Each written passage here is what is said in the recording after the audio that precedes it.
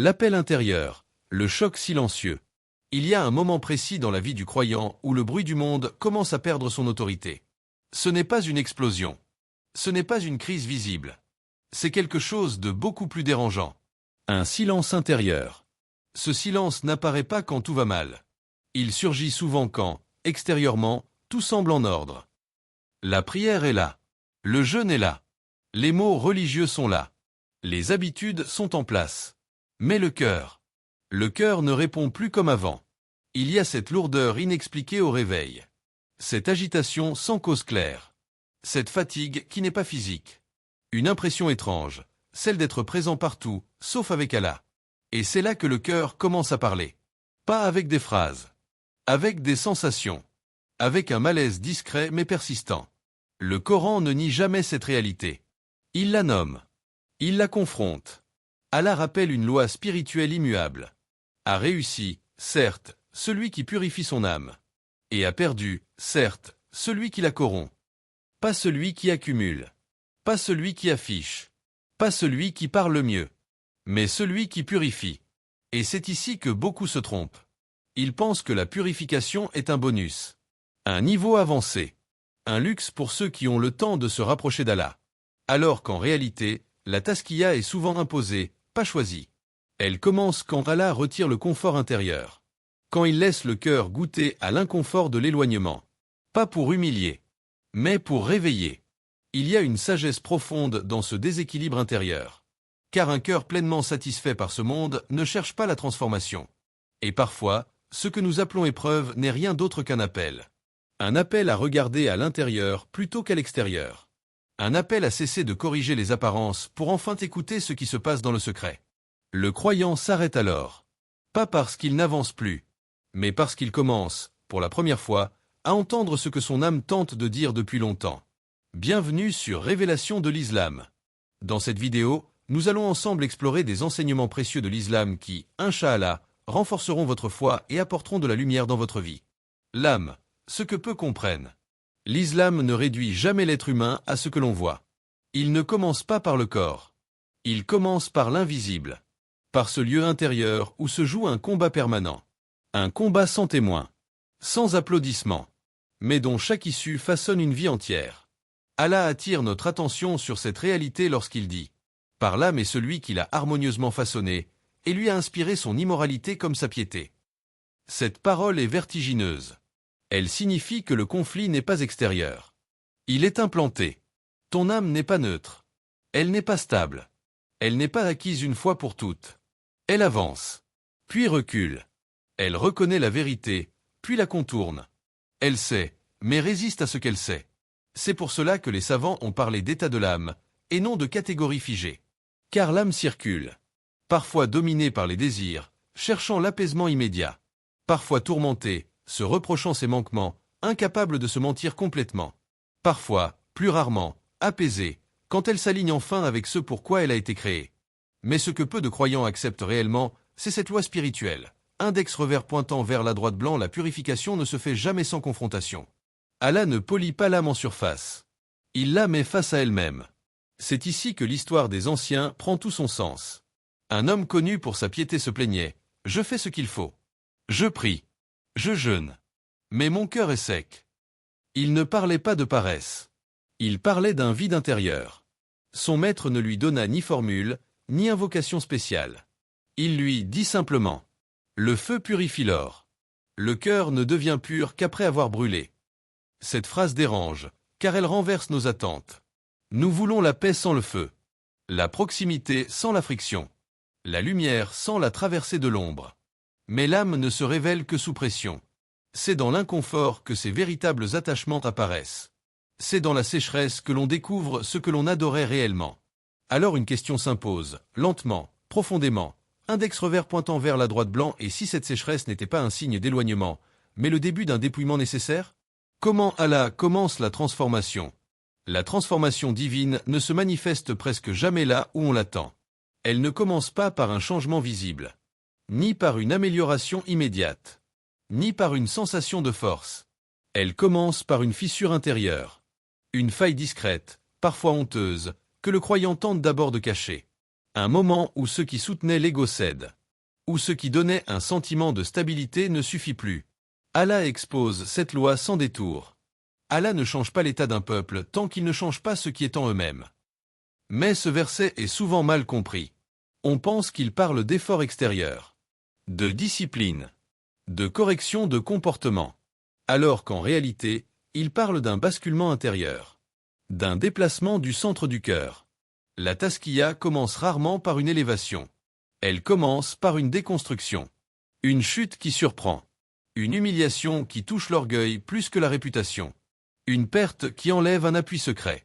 Une solitude étrange, même entourée. C'est ainsi qu'Allah commence souvent à transformer ses serviteurs. Regarde cette histoire. Un homme était respecté. Ses paroles comptaient. Sa présence rassurait. Il avançait avec confiance, persuadé que sa stabilité venait de sa force intérieure. Puis Allah lui retira une chose à laquelle il ne pensait pas être attaché. Puis une autre. Puis les visages familiers s'éloignèrent. Il crut être puni. Il crut être oublié. Il se demanda ce qu'il avait fait de mal.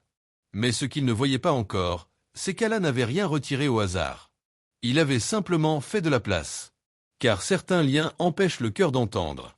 Certaines sécurités étouffent la sincérité. Et certains bruits empêchent la parole divine de se déposer. Allah avait isolé cet homme non pour l'écraser, mais pour lui parler sans interférence. Le prophète a transmis une vérité que peu acceptent pleinement. Allah aime le serviteur qui revient à lui le cœur brisé.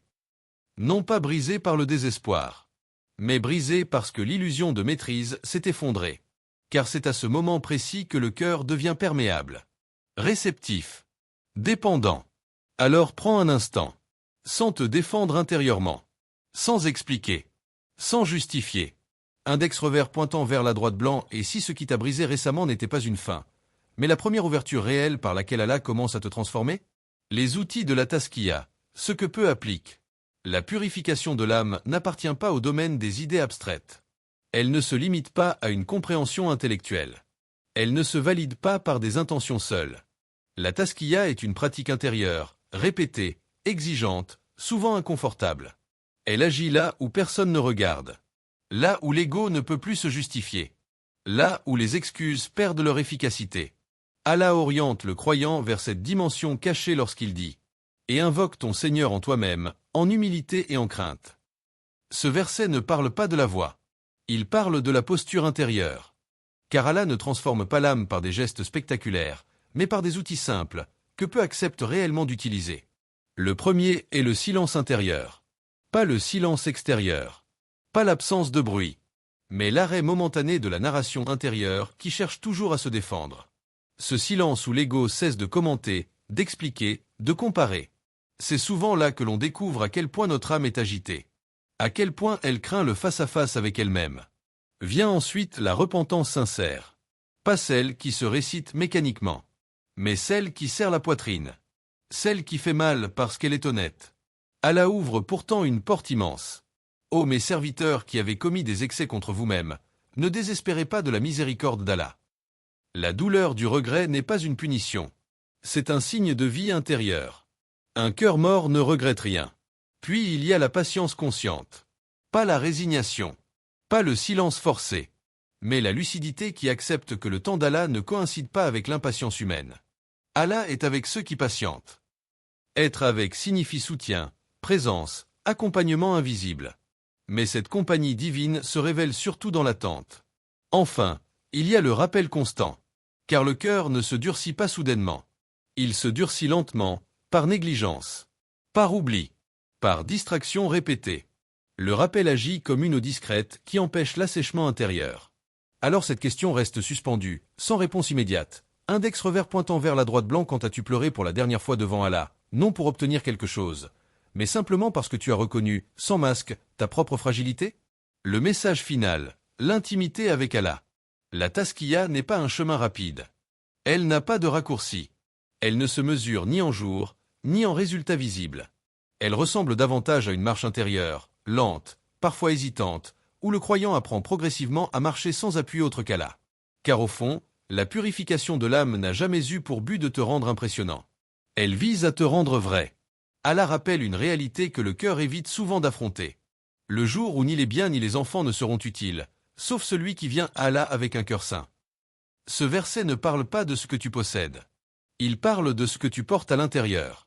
Pas un CV religieux. Pas une réputation. Pas une image façonnée pour être acceptée. Un cœur vivant. Un cœur qui a connu la lutte. Un cœur qui a chuté, regretté, attendu.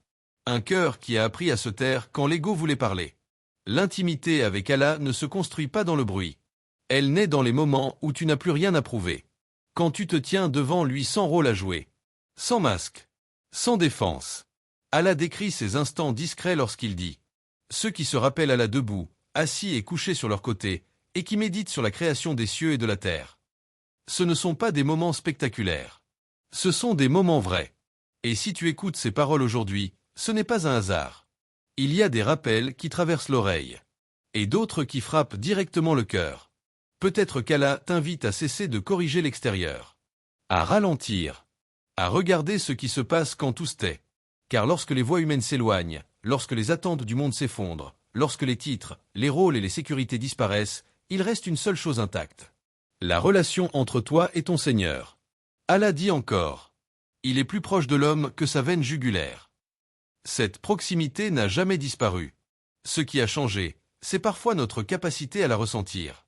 Alors laisse cette question demeurer, sans la presser, sans la fuir. Index revers pointant vers la droite blanc quand tout le reste disparaît. Qu'est-ce qui demeure réellement entre toi et Allah? Respire. Réfléchis. Et souviens-toi. Index revers pointant vers la droite blanc, Allah ne détruit jamais le croyant. Il le purifie pour l'élever. Avant de terminer, si cette vidéo vous a été utile et que vous souhaitez continuer à apprendre et grandir dans la foi, n'oubliez pas de vous abonner à Révélation de l'Islam et d'activer la cloche pour recevoir toutes nos nouvelles vidéos.